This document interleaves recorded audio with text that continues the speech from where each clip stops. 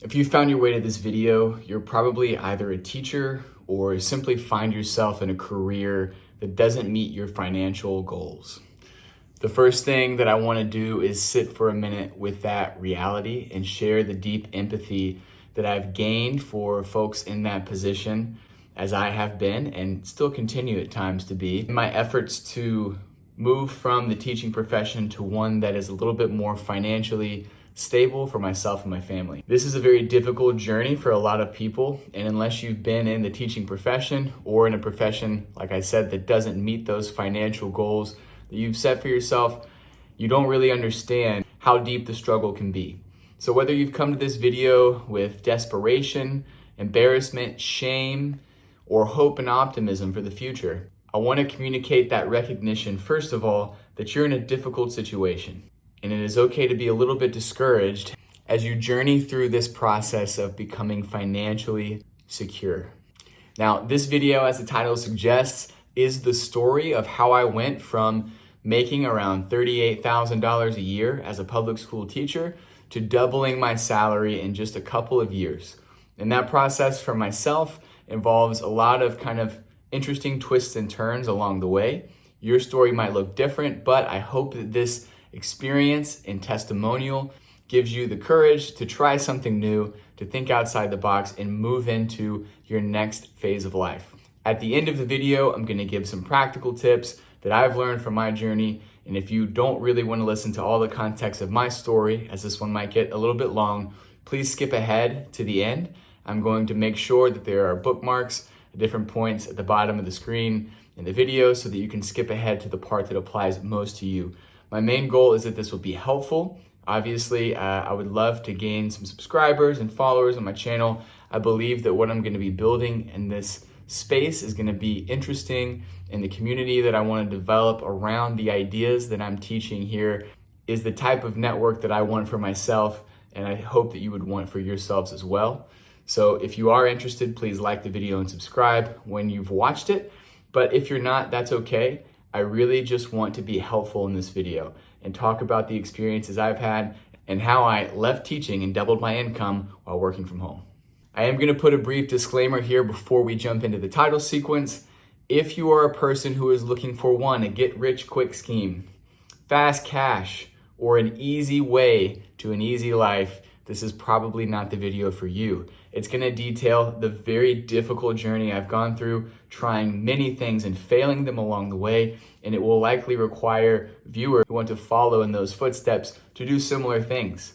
This is not the strategy for immature and impatient people who want to get to the top quickly without any effort. You have to have a robust philosophy of work to be able to appreciate some of the things I'm going to talk about today. So if that's not you, find another video.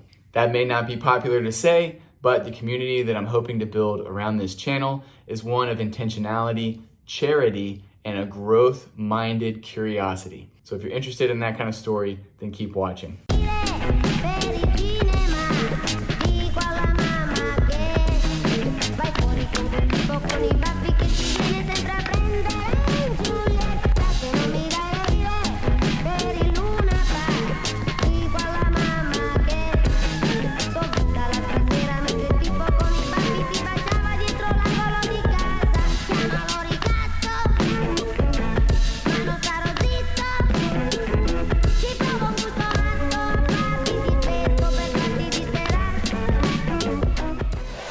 Hey guys, my name is Nikki and welcome to my adventurous life.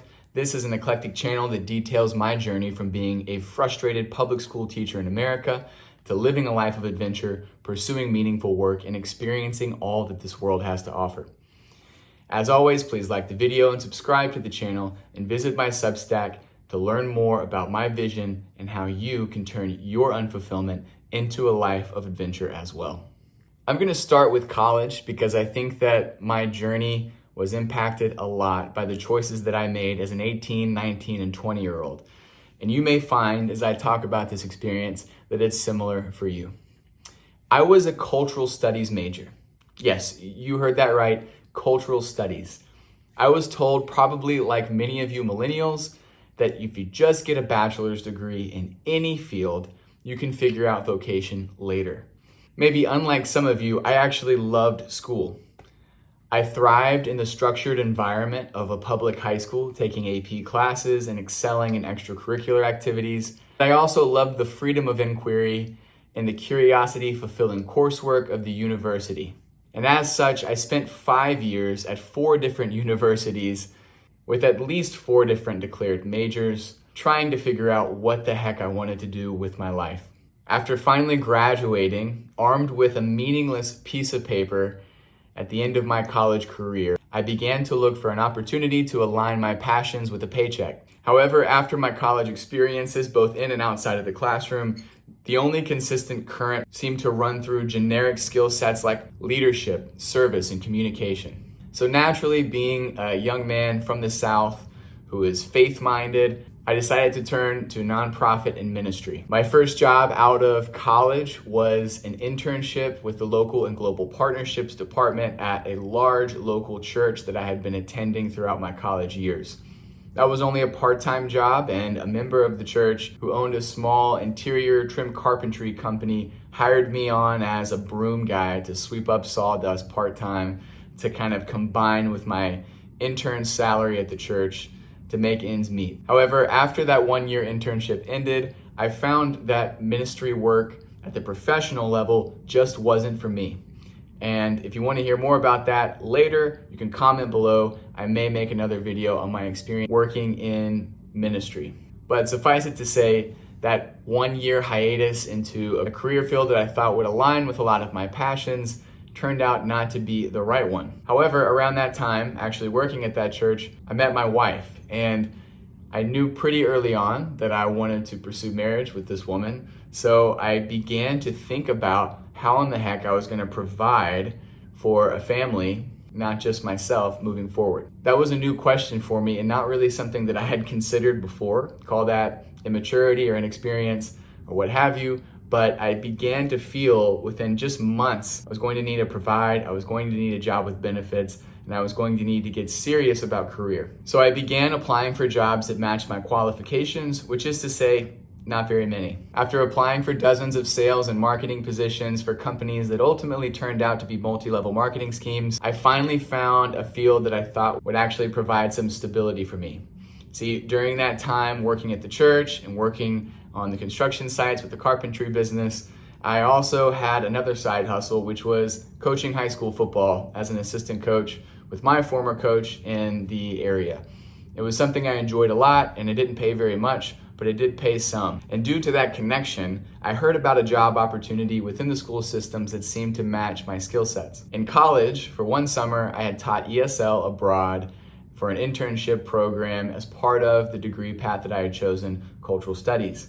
I lived in Ethiopia, and I worked at an English school there, teaching young adults English, business English, and helping them prepare for full exams and other types of language exams that would help them immigrate to other countries. This was an incredibly fulfilling experience. I really enjoyed it. It actually led me to take a couple of additional education classes in college as kind of a minor program that my school offered. So by the time I had graduated, I had a whole summer of teaching experience with a certificate that said I was certified to teach ESL. Not within the United States. That certificate would have really only helped me had I decided to move abroad and teach English as a second language. But the school system in Tennessee at the time was in need of ESL teachers because of the high influx of migrants from Central America. So they were actually hiring teachers without a certificate, throwing them in the classroom, then forcing them to apply for a degree program through the local university, the University of Tennessee. So my coach, who I had been working with, who wanted me to stay on the football coaching staff, decided to talk to the principal about this opportunity, and the school system thought I would be a good fit for the program. So I got hired as an ESL teacher. Though I knew there was no pot of gold at the end of that particular rainbow, I did recognize that the benefits that the school system would provide, as well as a regular salary, was much better than I could have done anywhere else. And so I happily accepted the role. And this is how my career as a public school teacher began. Now, notice you won't find a ton of intentionality attached to that decision-making matrix. Yes, I do believe that being a teacher aligned a lot with the passions that I had for ministry, for young people, for service and helping the world. However, working in the public school systems, as I've mentioned on other videos, and as many of you who are teachers have experienced, is not all sunshine and rainbows. And many of us who get into the profession for altruistic reasons are disappointed. But I was coming into it with a motivation that was much more tied to financial stability than it even was the altruistic vision that I had for my life.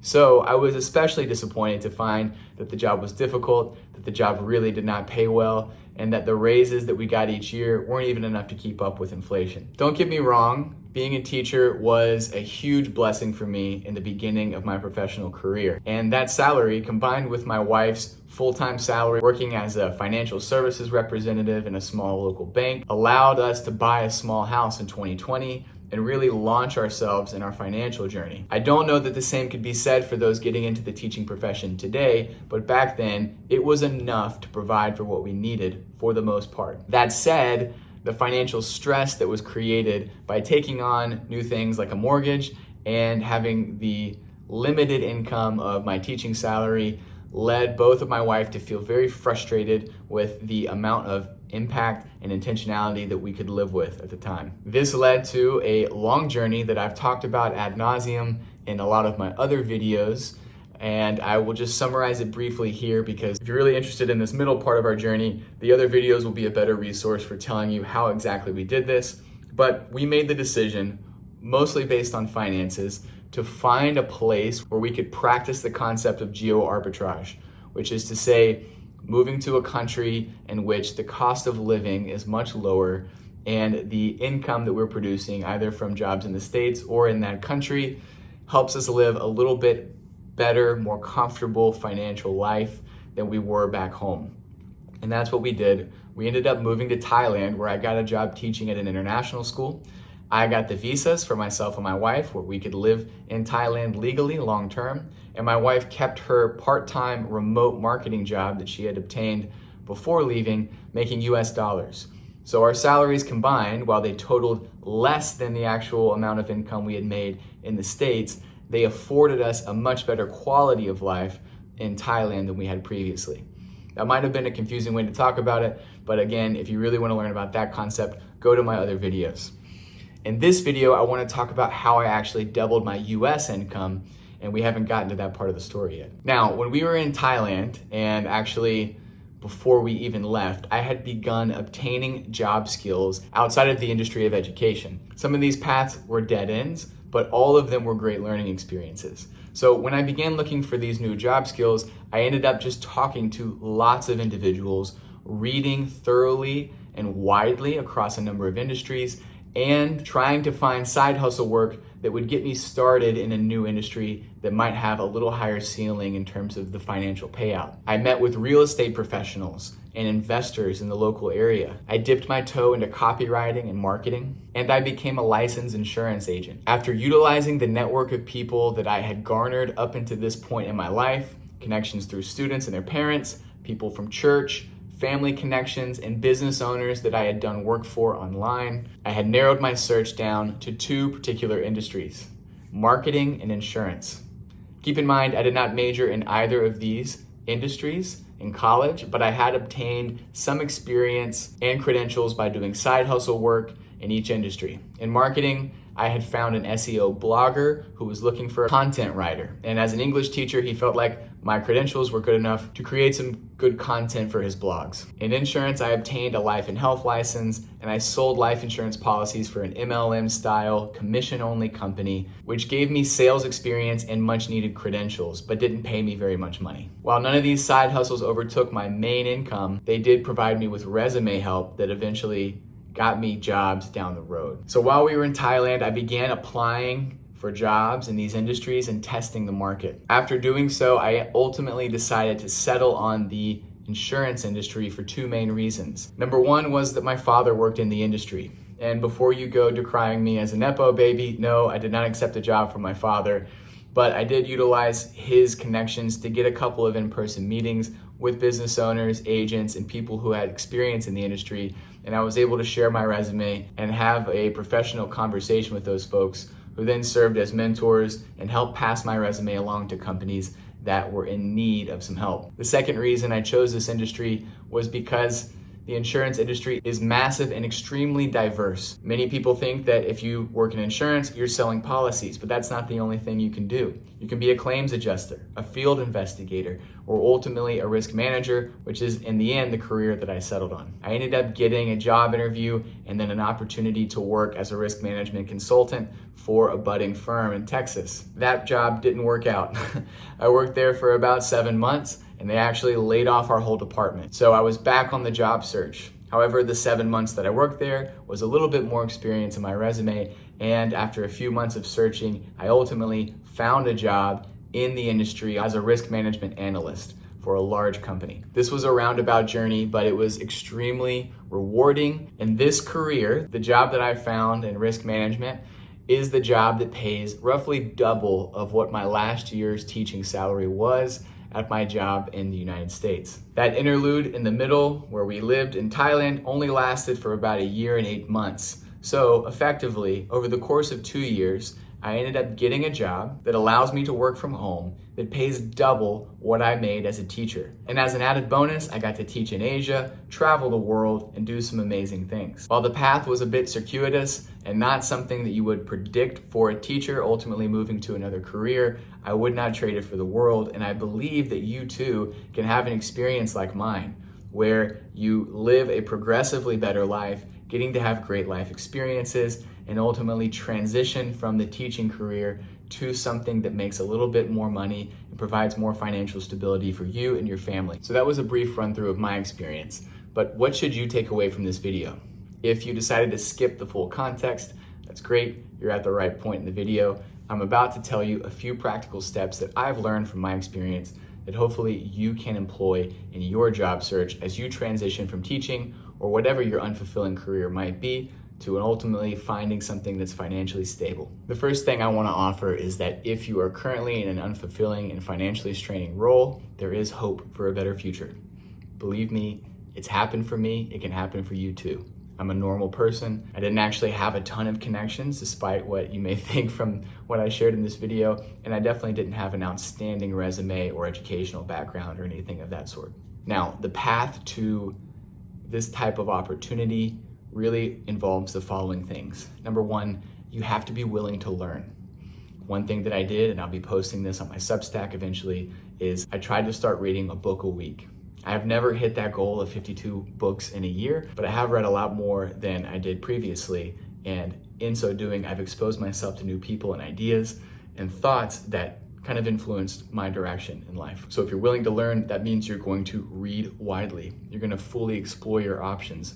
Learn from the stories of others on YouTube and podcasts and other places where you can get content from people who have gotten to where you want to be. Ultimately, what you want to do is start to think outside of the box you currently find yourself in. Next is network.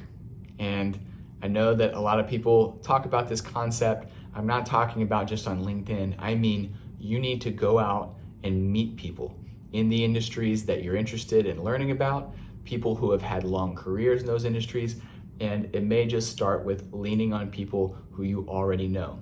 You might not currently think of your acquaintances as a network, but they are one.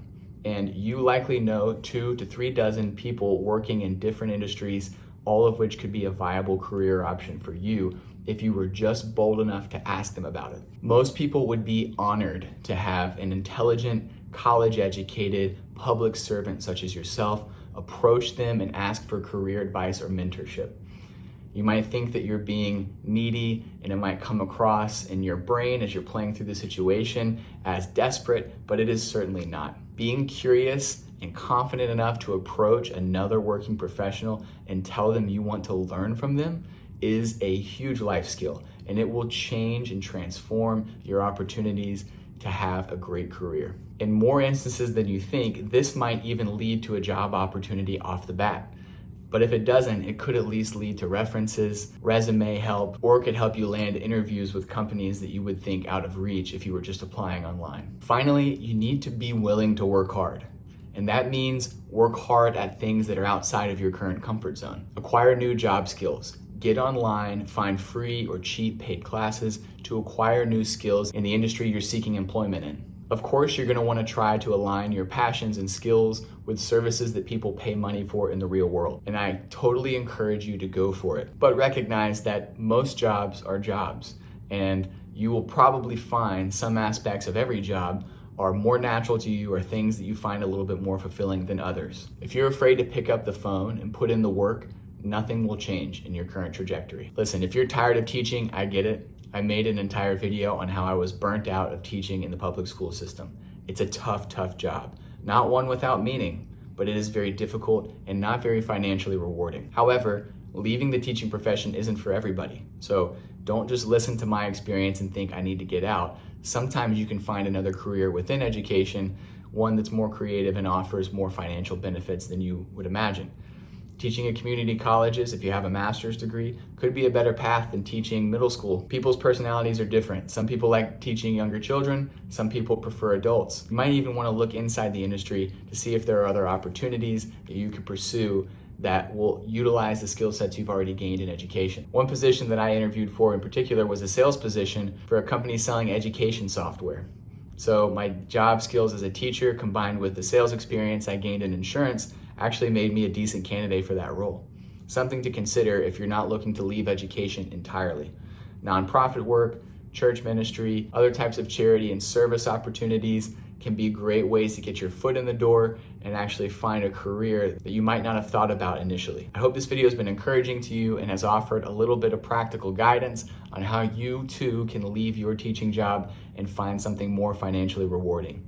If you're interested in this content, please like the video and subscribe and watch my other videos to learn more about the journey that I have found myself on over the last few years. I'm going to be making more content like this. If you have thoughts, comments, or concerns, leave them below. I try to answer as many comments as I can. Please give me some critical feedback that will allow me to make videos better in the future. But thank you for watching. Again, best of luck in your journey. Adios, friends.